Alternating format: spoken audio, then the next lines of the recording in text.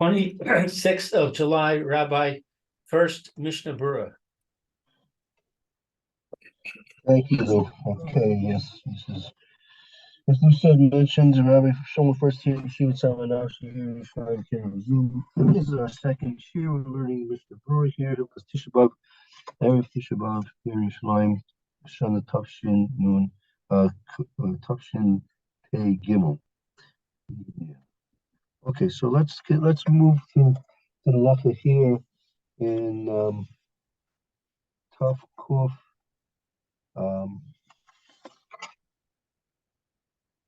Nun Daled. You have Taf Kuf Nun Daled there. Taf Kuf Nun Daled. Yeah. Nun Daled. Okay.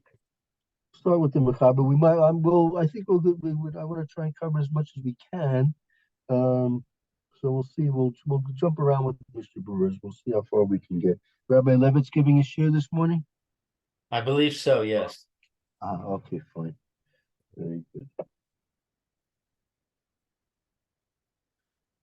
Okay, so we're starting with Aleph. Yeah. Okay. Tisha B'Av Asur B'Rechitza V'Sicha Una Ilas HaSandal V'Sash Mish HaMita. That's Tashmish Amita. Tashmish, I have no negation in the tough. Okay, fine. Okay, so it on Tisha B'Av, it's forbidden to wash, to wear shoes. Sikha also. Sikha is to anoint with self. Oh, to anoint. Yeah. To anoint. To wear shoes. And to engage in marital relations. Right. Very good. V'asur likros batorah v'niim. Nivi'im ukesuvim, and we cannot learn Tanakh. V'lishnos v'mishneh, or to learn Mishnah, uve midrash, uve Gemara. Mishnah or midrash or Gemara we can't learn. V'halachos uve agados, and we can't learn halachas and we can't learn agadas. So we can't learn anything in the Shas. Right. Mishum shene'amar pikudei Hashem yisharim misamchei lev. Because that it says, what's pikudei? They are the commandments, the decrees. The decrees of Hashem are straight and bring joy to the heart. Right. So therefore, by learning, a person is going to bring upon him the joy that a person naturally gets from learning, and that's going to cause him to be distracted from the mourning, the grief that he's supposed to be experiencing on Tisha B'Av. V'tinochos shel beis Rabban b'telim bo. And the children of the house of Rabban. I mean that's the children in the cheder in the base Rabban is where the Rebbe who teaches the children. So those children they nullify this. And This is not good for them. right? We tell it they don't go to school. I mean, we close the schools that day. The day school is closed that day. Okay. So what does it mean? But batalin bo, it means that their school is nullified. Right. The Tinokus, the children of the that learn by the Rebbe in school in the Cheder, Batelim, they are suspended. They're learning that day. The Batelim are suspended. The learning of the children that day is suspended. Aval kore hu beiyun uvad That's uvad Be'iyuv. beiyun Go. beiyun uvad varim ha raim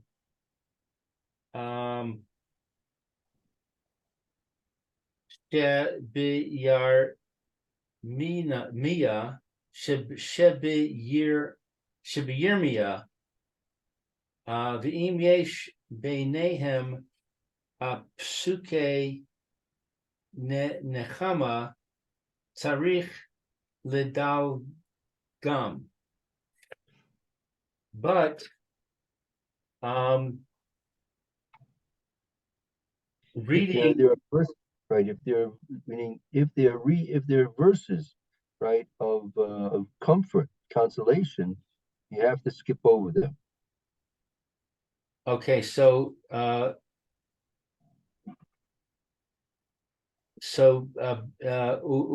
Varim Ra'im is comfort. Well, more bad things that are bad. I mean, you're only supposed to learn those about those bad things. When you're learning the prophets, you're learning Tanakh. You only can learn about those bad things that happen to Klal Yisrael. Haraim is bad, right? Bad. But you can read subjects that are bad.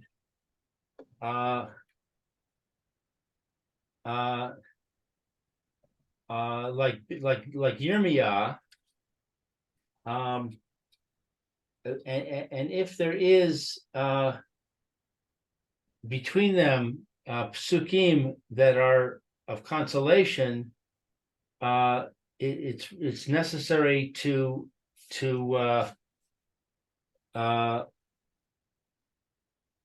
skip them. What is the dalgan? The dalgam. Yeah, you're required to skip them if amongst these verses that you're learning, they happen to be verses of comfort, then you're obligated to skip over those. Right. Okay, bed or Mishnah Berura? We'll just skip. Let's do Mishnah Berura in Sifkat now. We'll start with Sifkat now, then we're going to skip a bit. I'm sorry, we'll start with Sif what? Sifkat na Aleph. Cotton olive. Oh, cotton olive. Okay. Mishnah Sifkat Berura. na Asur Berechitza. No. That's it. That's it. Asur Berechitza. I forgot what Rechitza meant. That's bathing. It's forbidden to bathe. Oh, that's right. V'asur likros batorah. So we can't bathe and we can't learn Torah, Kule, etc. V'asur b'chol elu hadvarim kol hayom, and it's forbidden for all of these all day. Va'afilu bein hashmashos ad tzeis hakochavim, even from the very beginning to the very end. Ve'ein mo'il lazeh ma sheyispalel ma'ariv mikodem. And even no, I'm sorry. And what is mo'il? It doesn't help. And it doesn't help what a person prays, when a person prays Mariv Yeah, before, I'm not sure. Neither if all these things become forbidden, right? At the time, they were forbidden. For, yeah, they're forbidden the whole day, right? Even ben shmoshes, I'd say it's a chachavim, meaning that's referencing Moitzi Yom Kippur. I'm sorry, Motzi Tisha B'av, meaning the whole day is also meaning from the time of basically sunset this afternoon till Tzeitzeh Chavim tomorrow night, right? And it right, doesn't help. It doesn't help if a person tomorrow evening. If let's say a person, let's say Shkia is, if I'm not mistaken, about 7:45. right, 7:45. Yeah. So that means the fast should be over. The earliest time the fast will be over, we'll say maybe 10 after 8, a quarter after 8, something like that, right, right? So it won't help if a person wants to dive in. Let's say he wants to dive in at uh, at 7 o'clock, 45 minutes before Shkia. So now we dive in Myron. Okay, again, we learned that a person really shouldn't do that, but if there's a reason he can dive in Myron, he can dive in Myron early, even while it's daylight, if necessary. He has to go back and say Krishma at nighttime when it's really nighttime. That's another issue. So it's not going to help you if you want to daven Ma'ariv early tomorrow, say at 7 o'clock, instead of waiting for at least after Shkia or half an hour after Shkia till 7:15, right? It's not going to help you. You have to wait until Tzeitzeh Chachavim in order to keep the full and absolute fast. I see. It doesn't. So if you daven Mariv early, it doesn't change anything about the fast. Right. Okay, I see.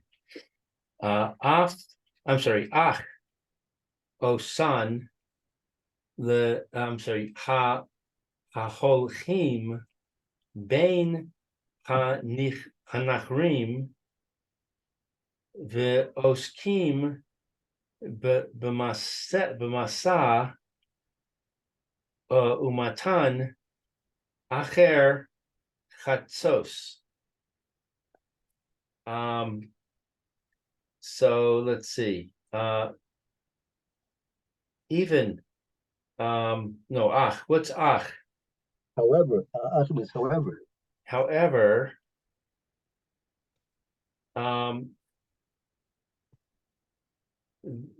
those that go,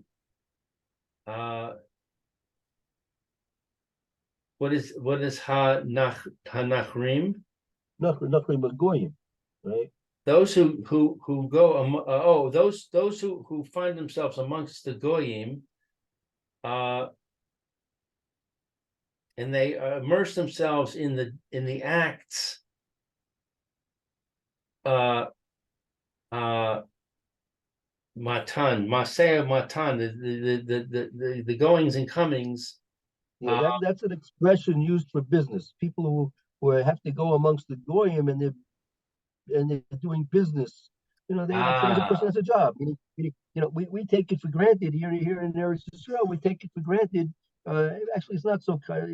Depending where you are, of course, the Haredim don't work on Tisha B'av. You're not really supposed to work on Tisha B'av, but not all employers are open and understanding and knowledgeable about Tisha B'av, especially if you're working for a goy or a institution of some sort, which is a secular institution.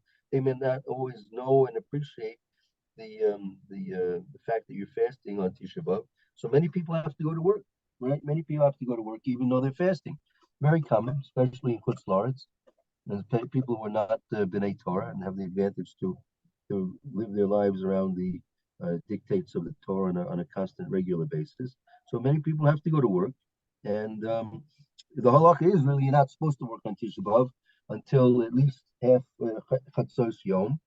So if a person needs to work and he's smart, if he can, he should maybe make a sick day on Tisha B'av, right, or half sick day on Tisha B'av. Let's say he can't avoid it, right, and he has to wear shoes because he's walking amongst the goyim. Now, in those days, a person they either had shoes or they walked in barefoot or in socks, and it would be strange and unusual, and the person might become the subject of ridicule if he's walking around.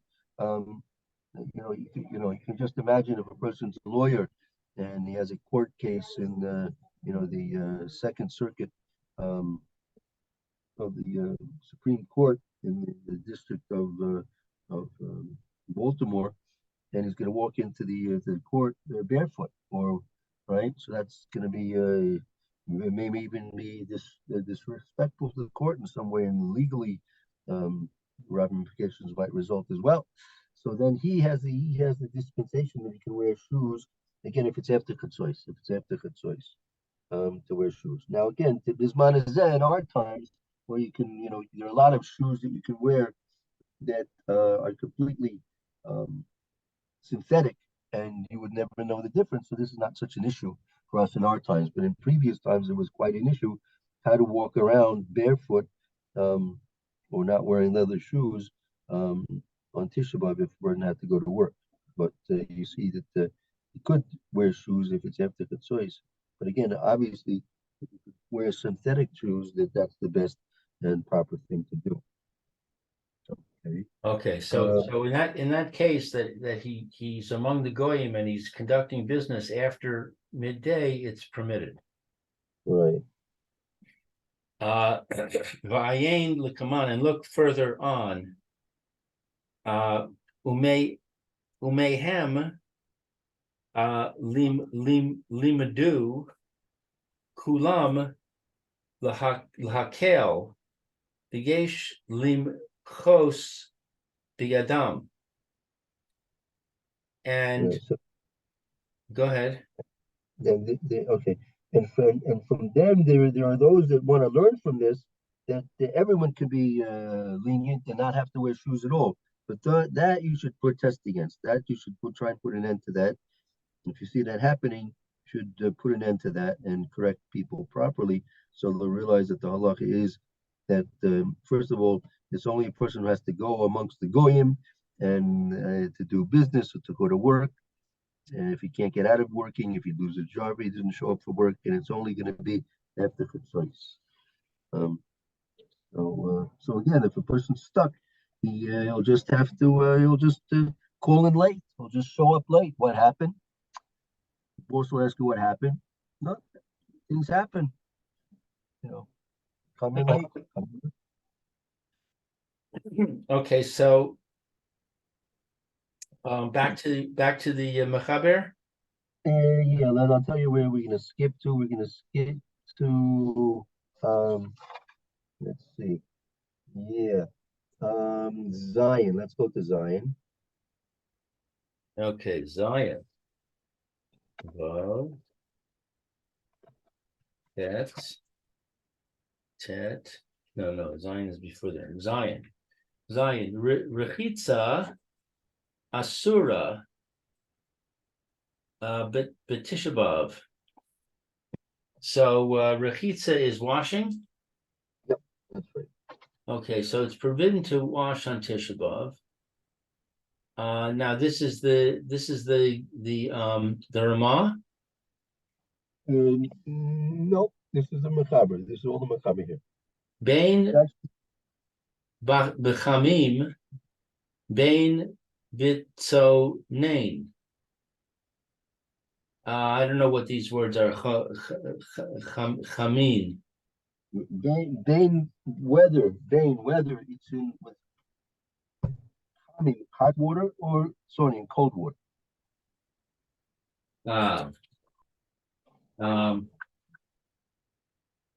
Okay. Whether it's in hot water or cold water. Cold. Even lehoshit etz ba'o mayim asur. Even lehoshit is to thrust. Thirst. Right. That's right. Thrust.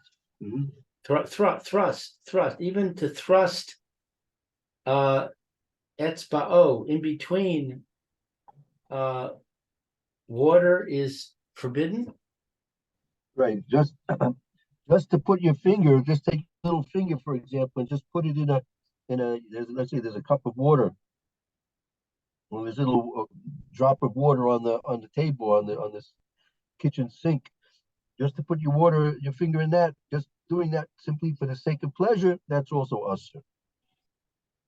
Right. Even to stick your finger in the water. Right. Whether it's hot, whether it's cold, Doesn't matter. right. So there's no Mr. Brew on that. But now we're going to see some more details. Look in the test. Test. Test. Im hayu yadav mi luch lachos betit uve tsoah. If they are, if the hands are dirty, Yes. Mutar lirchotz leha'avir ha'lich luch. It's permitted to wash. What is leha'avir? That's to pass water or to pass the water over. Passing water. Halich luch is over it. Well, yeah, to have it go away, to have the liquid go away, like right. Lo yitol kol yadav. Don't wash your whole hand. Ela lefi hatzorach la'aver licha. Only wash what you need to. La'aver means to remove. In this case, it means to remove the liquid, to remove the dirt. Remove the dirt. Yeah, like let's say he went and he picked up a bottle. He was picked up a bottle. He wanted to put a bottle away from the table. He wanted to put the bottle away into the kitchen, and it turned out it had a bunch of old half sticky orange juice on the outside of the bottle. So now you got this sticky orange juice on your fingers, right? Right. So you don't want to walk around with sticky orange juice on your fingers. So it's permissible to rinse you can just run your fingers all under the tap, just enough, only enough to just get that stuff off your hand. I presume you can use soap if necessary. If need be, yeah, right. If need be, if you don't need it, then don't use it. But if you need it, no, you can. And then if you go to the restroom and you don't necessarily get your hands dirty, but you're using toilet paper, I presume that then you can wash with soap. Yeah, I mean, if normally you need the soap when you come out of the bathroom, yes. Yeah, that's the Ramah. The Ramah Hagav. The the person relieved himself. V'im asa tarchav im mutar lirchotz. If a person relieves himself, he's permitted to wash. Dino kamo b'yom kippur, and the law is like the law of Yom Kippur. Yeah. Here they just tell you what to look over there, and I'll just briefly read it for you. I think it's 10:30 now, but I'll just read what it says over there. Hilchos Yom Kippur, Taf Reish Yud Gimel,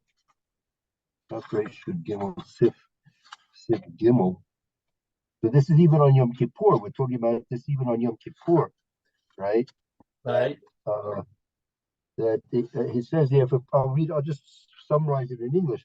If a person went to urinate, right, and he got his in his hands were a bit dirty from the urine, or if he went to use and he relieved himself bowel movement, right, and he cleaned himself. So it's mutter to clean your hands from any lichluch, any type of dirt that might be clinging onto your hands.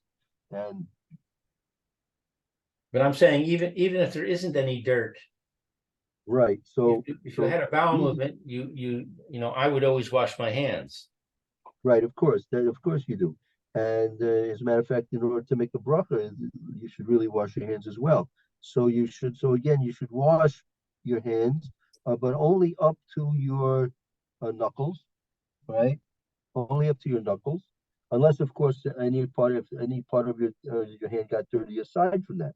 If right, if the hand is not dirty above the knuckles, then you're not permitted to wash above the knuckles, right? But you can wash up to your knuckles, and uh, but only